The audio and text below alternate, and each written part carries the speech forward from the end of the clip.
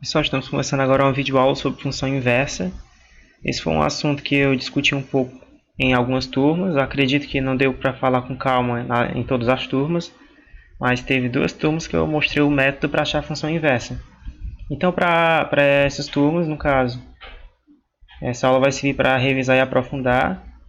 E para quem não viu ainda, é a chance de aprender agora, no caso. Então, vamos ver o que é a função inversa. E depois vamos aprender como é que calcula. Antes de a gente fazer isso, vamos primeiro relembrar alguns conceitos importantes. O primeiro conceito importante que a gente precisa relembrar é o que é função injetiva. Depois vamos ver o que é função sobrejetiva. E precisamos também ver o que é função objetiva. Então vamos lá para o primeiro tópico, né? Função injetiva ou função injetora. O que é isso? A definição é a seguinte. Uma função f de a em b é injetiva quando elementos diferentes de A são transformados por f em elementos diferentes de B. Então a definição aqui está dizendo que uma função que leva elementos de A para elementos de B, ela vai ser injetiva quando, se eu tomar diferentes elementos no domínio, eu obter diferentes elementos no contradomínio.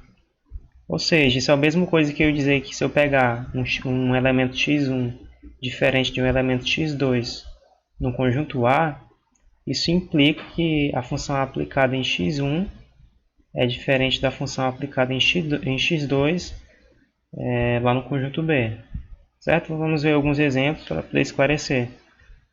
Primeiro exemplo que a gente tem o conjunto A 0, 1, 2, 3, conjunto B 1, 2, 3, 4, 5. E eles estão se relacionando da seguinte maneira.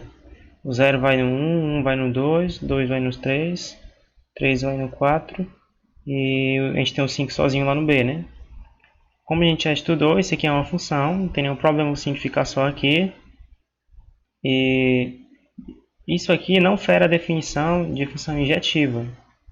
Se você tomar dois elementos diferentes em A, você vai perceber que eles estão sempre sendo levados em elementos diferentes de B. Por exemplo, o 0 é diferente do 2 aqui em A, e f de 0 é 1, e f de 2 é 3, e 1 é diferente de 3. Certo? Isso vale para todos os elementos que você tomar em A, você vai obter elementos diferentes em B. Logo, isso aqui é um exemplo de uma função que é injetiva, certo? É injetiva. Vamos para o segundo exemplo. Temos aqui agora outro conjunto A e outro conjunto B. E o menos 2 está sendo levado no 4, o menos 1 está sendo levado no 1, o 0 vai no 0, o 1 vai também no 1 e o 2 vai também no 4. Agora você pode perceber que o menos 2 ele é diferente de 2, só que tanto f de menos 2 como f de 2 está dando o mesmo resultado lá do outro lado, que é 4. O 1 é diferente de menos 1, mas o f de 1 e f de menos 1 está dando o mesmo resultado lá do outro lado. Logo, isso aqui não pode ser uma função injetiva, certo? Isso aqui não é injetiva.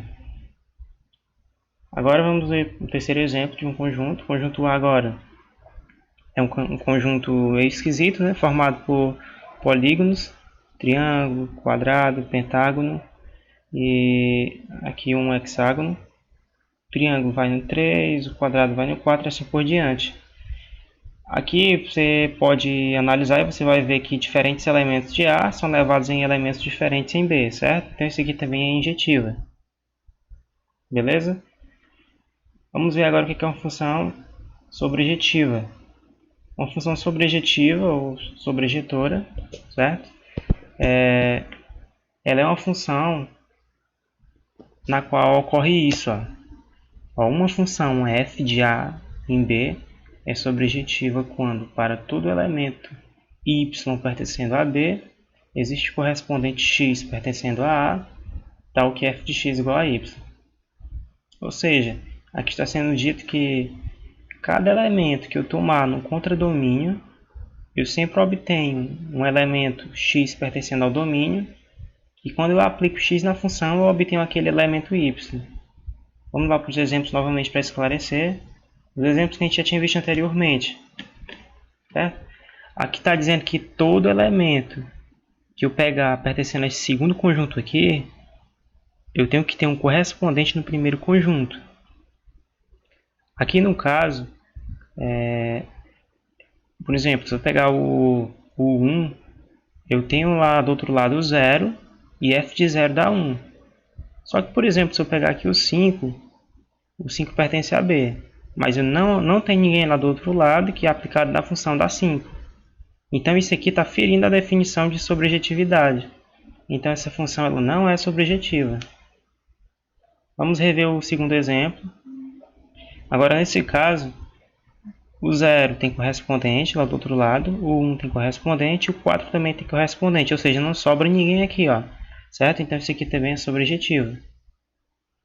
Por fim, esse terceiro exemplo, uma das maneiras de a gente perceber se é ou não sobrejetivo é só olhar para o contradomínio, segundo conjunto, e perceber se está ou não sobrando elemento. Se não sobrar elemento, é sobrejetivo, certo? É uma função sobrejetiva também esse terceiro exemplo. E o que é uma função objetiva? É bem simples, uma função ela vai ser objetiva quando ela for ao mesmo tempo injetiva e sobrejetiva. Ou seja, elementos diferentes do domínio tem que ser levado em elementos diferentes do contradomínio e não pode sobrar elementos no contradomínio, certo? Isso é a definição de função objetiva. O primeiro exemplo que a gente tinha visto, ele não pode ser um exemplo de bijeção porque não é ao mesmo tempo injetiva e sobrejetiva, certo? O segundo exemplo também não é ao mesmo tempo injetiva e sobrejetiva, certo? A gente tinha visto que é injetivo, é sobrejetivo, mas não é injetivo, então não pode ser objetivo. E já o terceiro exemplo, ele era tanto injetivo quanto sobrejetivo, certo? Elementos diferentes do domínio são levados em elementos diferentes do contradomínio e não sobra ninguém no segundo conjunto. Então este terceiro exemplo ele é uma função objetiva, certo? Vamos prosseguir. Agora estamos em condição de pensar numa função inversa e já está aí para vocês a definição de função inversa, certo? Parece uma coisa do fim do mundo, né? Essa definição aí de cara, contato que você tem com essa definição, mas logo ela faz sentido. Então, dada uma função f de a em b, objetiva, denomina-se função inversa de f a função f a menos 1 de b para a, tal que se f de a é igual a b, então f a menos 1 de b é igual a com a pertencendo a azão e bzinho pertencendo a bzão. Vamos ver aqui alguns exemplos. Em seguida, nós voltamos para essa definição para que a gente possa entendê-la com mais calma. Então, eu estou dando o primeiro exemplo aqui, que é uma função f, que vai de um conjunto A para um conjunto B, dada pela lei de formação f de x igual a x sobre 2. E estou dando o segundo exemplo, que é uma função g. Essa função g, no lugar de A para B, ela vai do B para o A, e a lei de formação dela é g de x igual a 2x, certo?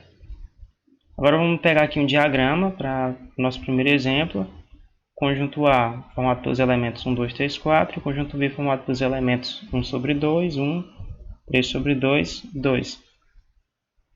Se eu pegar aqui, por exemplo, o 1 e eu substituir na minha f de x, eu vou ter que f de 1 é igual a 1 sobre 2, que é exatamente o que está acontecendo aqui. F de 2, 2 sobre 2, que dá 1. F de 3, 3 sobre 2 está aqui. F de 4, 4 sobre 2 também está aqui, certo? Agora vamos olhar para essa função g que vai de b para a. A gente tem aqui o conjunto b e o conjunto a, vamos colocar eles aqui agora. E vai ficar da seguinte maneira. Quando eu pego 1 sobre 2 pertencendo a b e eu substituo na g de x, eu vou ter que 2 vezes 1 sobre 2 dá 1. Quando eu pego 1 aqui pertencendo a b e eu aplico na g de x, ela está levando, né, os elementos de b para a. Tá aqui, ó, g de x, a função g leva elementos de b para elementos de a. Quando eu pego 1, eu vou ter g de 1 igual a 2 vezes 1, que dá 2. Então, o que está acontecendo aqui? Enquanto a f está pegando os elementos de a e levando para b, a g de x está pegando os elementos de b e levando para a. E ainda mais, ela está fazendo exatamente o caminho inverso de cada elemento, entre cada elemento de A e B. O que a f de x faz, a g de x está fazendo isso ao contrário, certo? Então perceba, aqui a gente tem a f de x, aqui do outro lado a gente tem a g de x, e nesse caso nós vamos dizer que nós vamos usar essa notação, né? G de x, bem aqui embaixo, ó, g de x, a gente vai dizer que é igual a f a menos 1 de x. E a gente lê isso como inversa de f. Inversa de f de x. Esse menos 1 aqui não é uma expoente, não. É para dizer que é a inversa, certo? Então, olha a propriedade que está acontecendo. Eu tenho que f de 1 dá 1 sobre 2. E g de 1 sobre 2 dá 1. Então, o que eu estou fazendo aqui com f, a g vem e desfaz. Né? Por exemplo, f de 2 dá 1. Agora, a g de 1, que é a mesma coisa que f a menos 1 de 1, porque g, né, a inversa de f, g de 1 está dando 2, ou seja, está sendo desfeito o que f está fazendo. E, em geral, se f de a for igual a b, isso é equivalente à inversa aplicada em b, dá o valor a, certo? Então, é isso que você precisa perceber. Então, depois de a gente ter visto tudo isso, vamos voltar para ler novamente a definição. A definição dizia o seguinte, ó, dado uma função f de a para b, bijetiva, por que precisa ser bijetiva? Não, ela ser bijetiva, isso quer dizer que não pode sobrar ninguém aqui no contradomínio, e elementos diferentes daqui tem que ser levado em elementos diferentes daqui.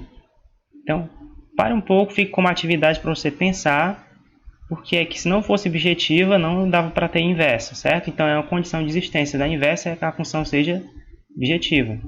Então, dada a função de a para b bijetiva, denomina-se função inversa de f a função, e a gente usa a notação f a menos 1, e ela no lugar de a para b, ela faz um caminho contrário, ela vai de b para a, tal que se f de a dá b, então a inversa aplicada em b tem que dar a, certo? Onde o a é um elemento do primeiro conjunto e o b é um elemento do segundo conjunto, certo? Então agora eu acredito que se tornou mais simples a definição, depois dos exemplos que a gente acabou de fazer. Agora, vamos dar uma olhada aqui no método que a gente usa para determinar qual é a inversa de uma função. São dois passos básicos. A primeira coisa que eu faço é na função f de x igual a y, eu troco x por y e y por x.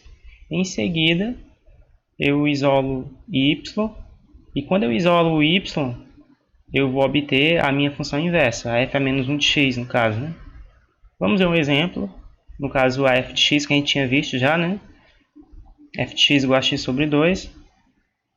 Nós precisamos fazer o seguinte, ó, nós pegamos, escrevemos isso como sendo y igual a x sobre 2, né? Porque f de x é a mesma coisa que y. E agora nós vamos trocar x por y e y por x, obtendo o seguinte, x igual a y sobre 2. O próximo passo é a gente isolar y, e quando isolamos, nós obtemos y igual a 2x, né? Então aqui o que eu fiz, eu peguei esse 2 que está dividindo, passei multiplicando e obtive y igual a 2x, certo? Então isso que eu obtive vai ser exatamente a minha função inversa. E eu digo que a inversa de f é igual a 2x. E era exatamente isso que a gente tinha visto no exemplo anterior, certo? Então esse aqui é o método, né? Para determinar a inversa de uma função. Então feito isso, a gente está capaz de responder mais uma questão da nossa lista, que é a questão número 11.